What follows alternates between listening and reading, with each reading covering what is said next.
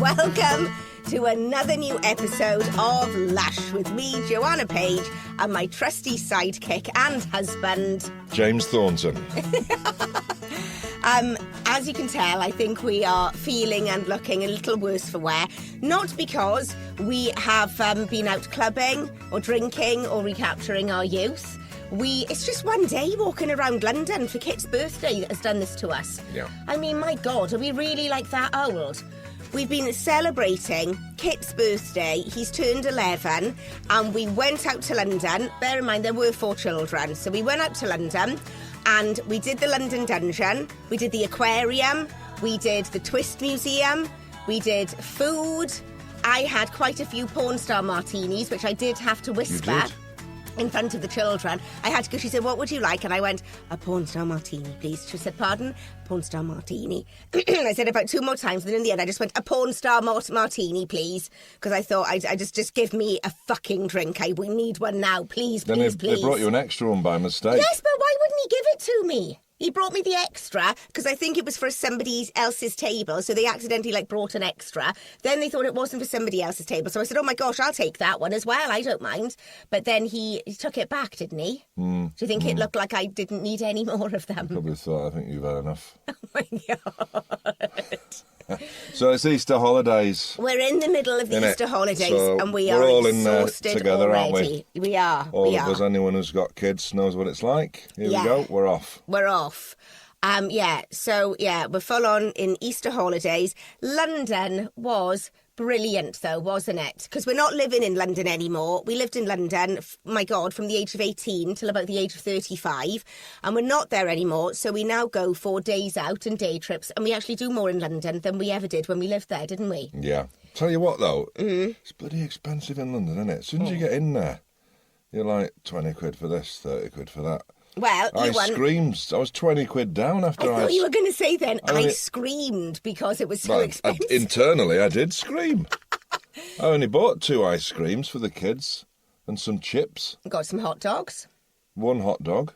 1? You made them share? No, I wanted a hot dog. What did they want, a hot dog? They wanted ice cream and chips. Oh. 20 quid down I was. Yeah, well, that's what it is, isn't it, nowadays? You won £2.50 in the lottery the other day, didn't you? So Euro Millions. Yeah. £2.50. It flashed up on my email. You've won. You're a winner. And I was like, oh my gosh, that's the Euro Millions. Yeah. That's the Euro Millions. £43 million. And opened the email, £2.50. Oh my God, it's gutting. Still, it's a win, isn't it? It is a win, and it's the start of something, isn't it? It is. It is.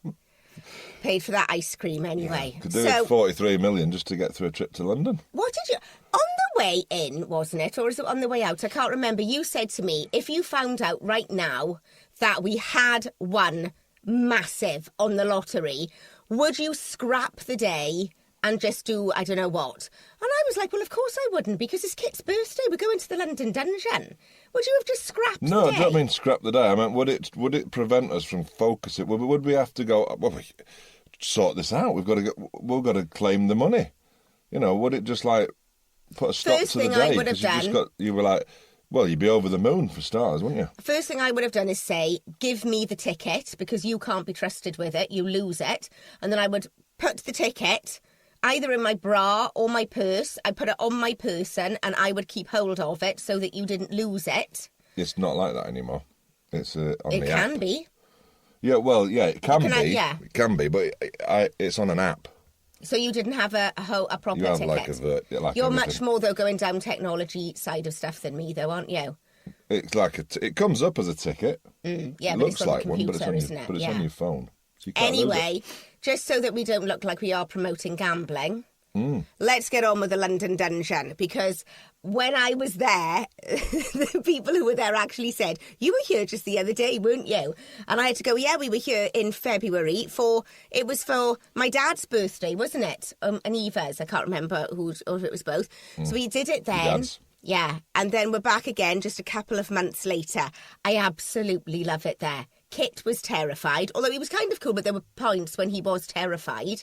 And then we got to see some extra other bits as well. We saw an autopsy a fake autopsy. They didn't do that when I was there. They didn't, and we saw some grave diggers, like body robbers, grave robbers. What were they called? Robbers, yeah, grave. Yeah, we saw those. And when I was in there watching that, they're so good. The actors there, you go in, and it's so immersive, and it's flipping brilliant. I love it. Yeah. I started thinking, I got put in the witch's cage again, so I was really excited about that.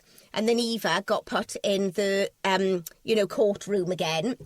And I thought, I think I could come here every week. I just like being with the actors and being involved. And I could come here every week. And then I thought, oh, my God, I'm going to turn into like one of those weirdos who, become obsessed with this one thing and always want to get involved with it and stuff. You could write yourself a speech. Yeah, and I could just suddenly start doing it. And then just in the middle, just get up and give a speech. If I get put in that witch's cage again, I'm going to do my own speech or something. I'm going to try and take it over. And then I'll get thrown out and embarrass the kids even more. But yeah, we got to see extra bits. And when I was in there, I actually thought, oh my God, isn't it weird? Like, we'd never sit down and show the kids a film this gruesome and this awful with, things that are going on like this, and then seeing an autopsy during the plague and all of these things. But yet I'm quite fine to take them into a room and have it acted out right in front of us, and we're sitting right in the front. You get to see all of this stuff. I'm quite happy to do that because it's sort of like live theatre, and secondly because it is real life. And somehow talking about how brutal the executions were and the murders and what happened, and the Queen and all of that, and the plague, and because it's real and it's real life, you can kind of go, oh yeah, they had their legs chopped off and heads chopped off and heads put on spikes, and you openly talk about it because it's real and it did happen. So somehow that makes it okay to talk about with the kids. Isn't that weird? It was really so brutal, gruesome. Yeah, brutal. And I just thought, when I was listening to it was Mrs. Lovett, and it was the whole Sweeney Todd bit. And I just thought, my God, can you imagine living in those times? There wouldn't be really any empathy.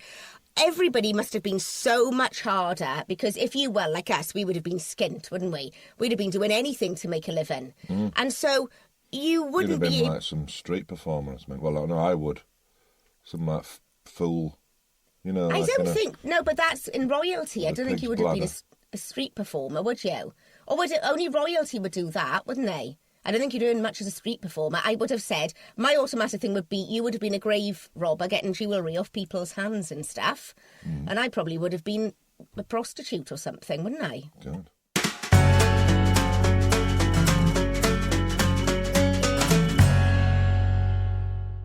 For his birthday, we've bought Kit a theremin.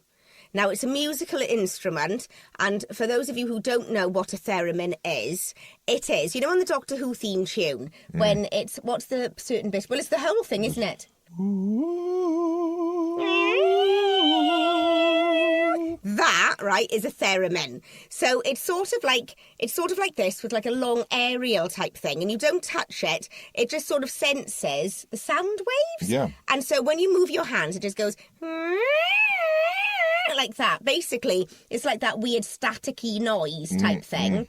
Not that our house is not noisy enough with the drum kit that he's got. We decided to add to the general stress of the whole atmosphere of the house. Let's get the drums going whilst we're getting them ready for school in the morning, and let's add to that with the noise of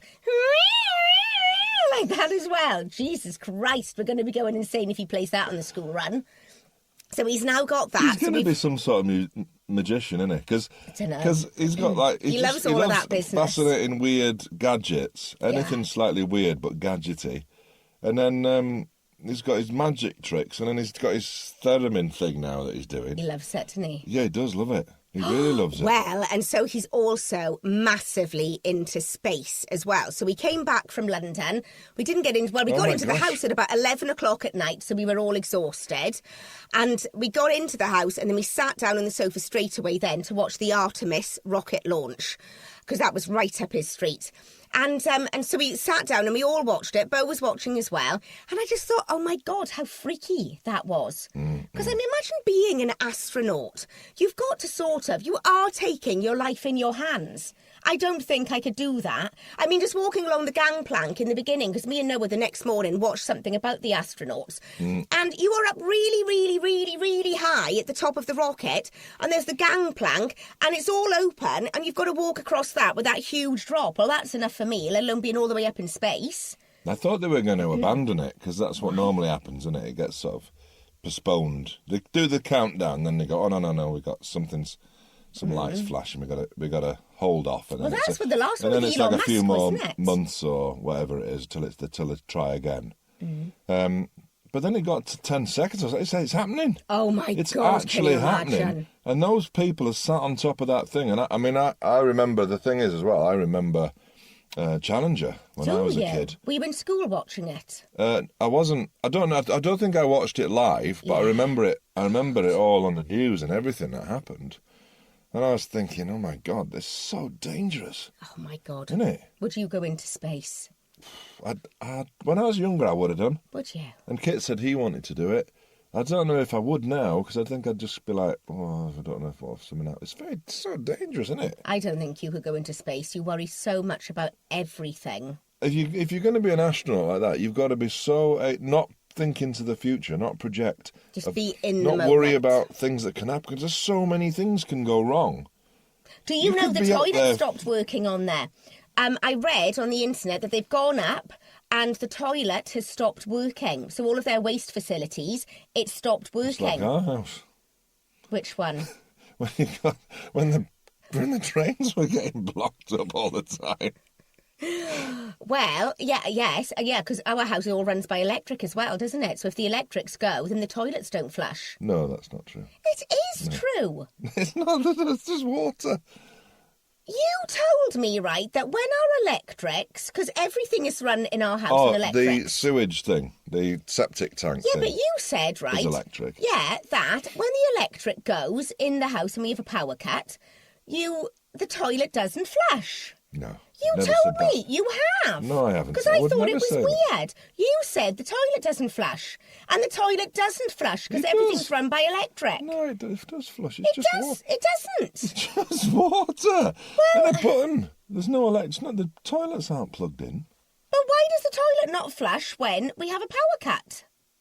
You've told me that before because everything runs off the I electric. might have said, the septic tank thing's not worse. It's supposed to, churn all the poo Well, and this stuff. now has made me worried, right, for ages, that I've thought, not just if we have a power cut, does it mean... Because our water doesn't work. It is, right, because our water doesn't work. Because you know that the taps stop working. Oh, right, yeah. They stop working, don't they? See, I knew I was right. The taps stop working and no water comes out. I don't think they have as much pressure. No water comes out. Yeah. You go like that and the taps don't work because everything is run off electric. You'd have to go out in the garden, dig a hole in the lawn, just poo into that. Old school. Old school.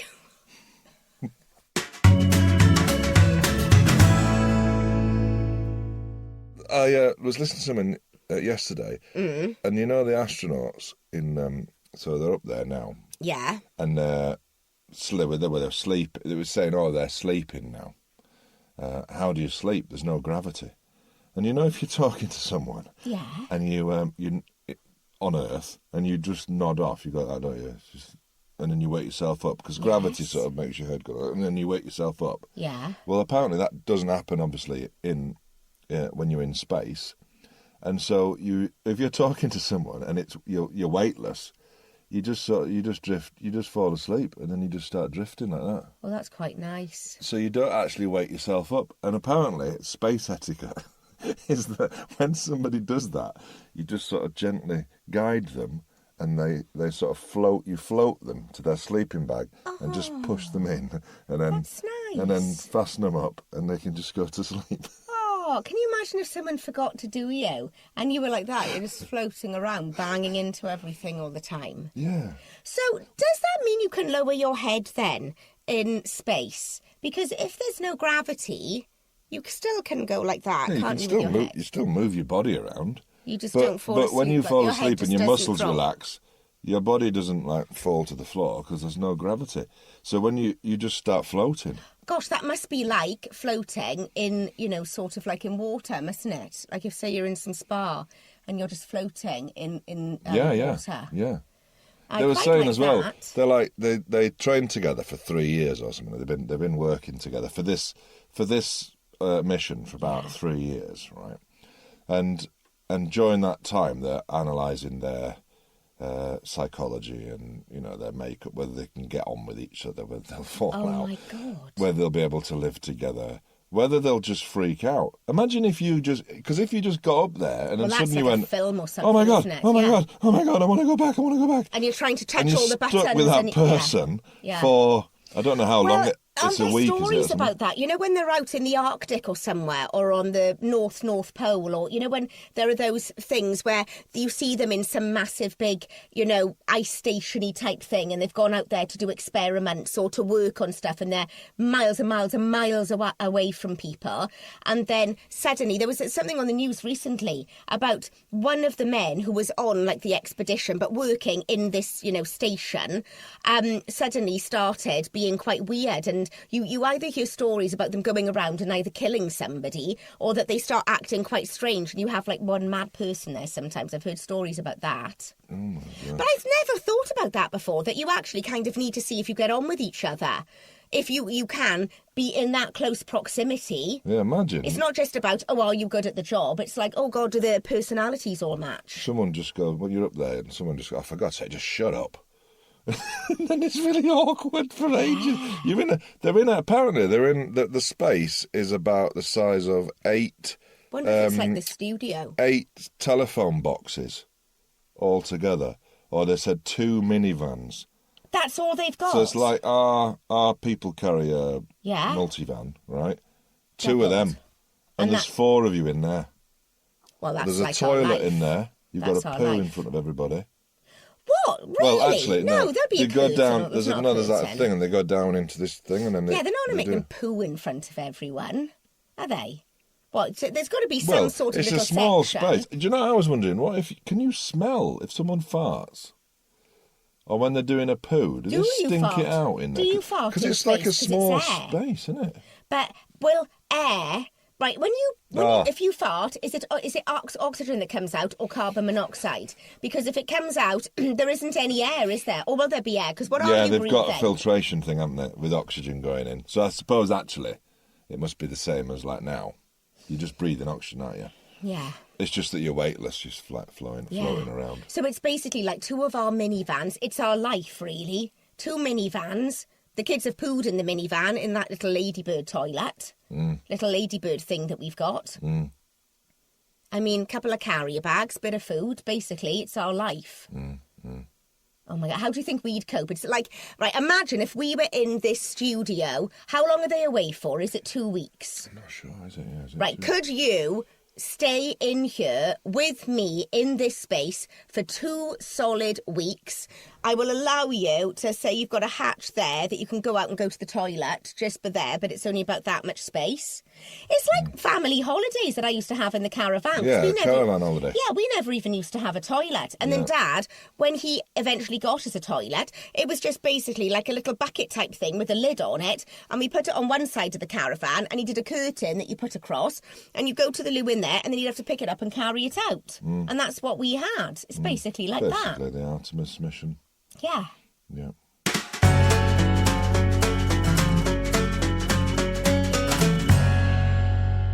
You've been watching Young. Young Sherlock on Amazon, isn't it? Yeah. It's on Amazon. So I It's a was 15, given yeah. yesterday. I was given the job of I was looking after Bo. So Yeah. I kept Bo in the other room out of the way because Young Sherlock, is it too scary? It's a for her? 15. Yeah. Well, we didn't think it was going to be that scary. It's not scary. It's a 15, and then some episodes I think are rated like a 12, and it's all about Sherlock when he's a young man and he meets Moriarty, and he's in Oxford, and he's very young, and it's when they sort of first meet and some adventure that they go on, and it's brilliant. And it's really, really good. And the boys and Eva just absolutely loved it. We ended up watching about 5 episodes yesterday. And then Bo came in, and it's not scary. There's a few little bits of fighting, so it's not scary. And Bo came in and was like, oh, mummy, is this? Because she gets scared about, certain music or the way things are filmed. Not necessarily that anything's really scary. But she did walk in and go, oh, mummy, this is a bit scary. And I said, no, darling, it's not really. Seriously, there isn't anything scary in this. And then it cut to a shot of them being in some field with a load of dead bodies. And I was like, okay, maybe this one is slightly scary. Okay, go in the kitchen now with Daddy. So you were to take her then, didn't you? Yeah. So we watched oh my God, we watched it all day. We did the whole series. Yeah. It was brilliant. The boys loved it because it's the two of them together, Moriarty and Sherlock, and I think our boys saw themselves because Kit said he could see himself as Moriarty and wanted to be him, and Noah said that he wanted to be Sherlock. Oh, yeah, and then me and Eva both said if we were in it, we'd want to play the main female character in it because she's brilliant. Yeah.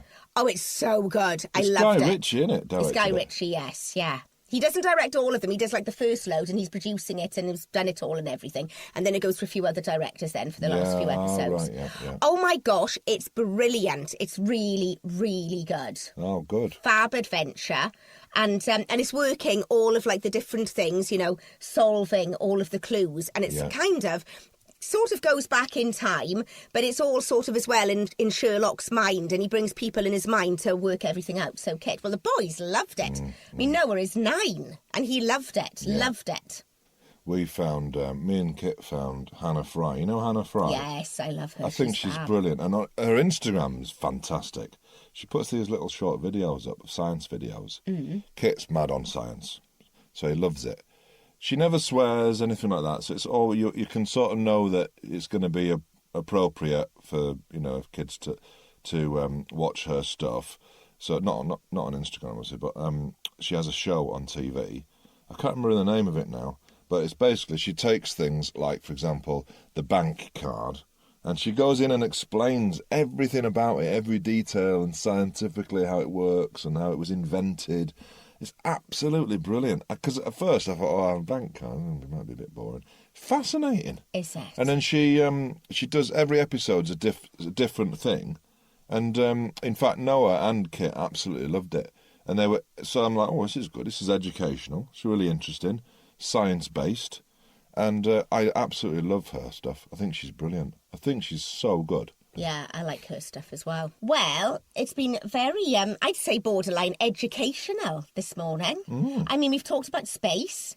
We've talked about sort of experiments. We've had quite a few recommendations. Everything we've talked about, I would highly recommend to go and see and do. It's been very good. Yeah. I'm thinking maybe you could have a TV section in your podcast. Oh.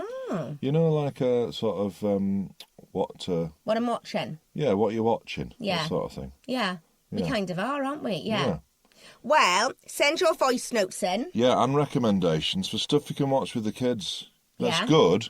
And, kids will like it, but also we like it, because I was sitting through episodes, yesterday, episodes of Bluey, and I love Bluey. Yeah. I love Bluey, but it's on a lot. Well, you were watching a lot of it, weren't you? Because it was the evening. Yeah, and then we were playing Mums and Dads. Oh, she loves playing Mums and Dads. And then we were playing hide and seek, and then we did, what is it, catch, tig, what is it? What do you call it? It. Yeah. We did it. Oh, she loved that. She loves that, though, doesn't she? Yeah. So we did all that. Well, send your voice notes in for your recommendations. What are you doing? What are you watching? And also send in your stories. If you've got a problem, if you've got a story, just basically anything. Tell me everything. And we'll chat about them. Send them to 07453 38 22 59. So, our new episode, Extra Lush, is going to be out on Fridays. So send your voice notes to us, your stories, your problems, anything. Tell me everything. I want to know what's going on in your lives. So that's 07453 38 22 59. See you next week. Bye. Bye.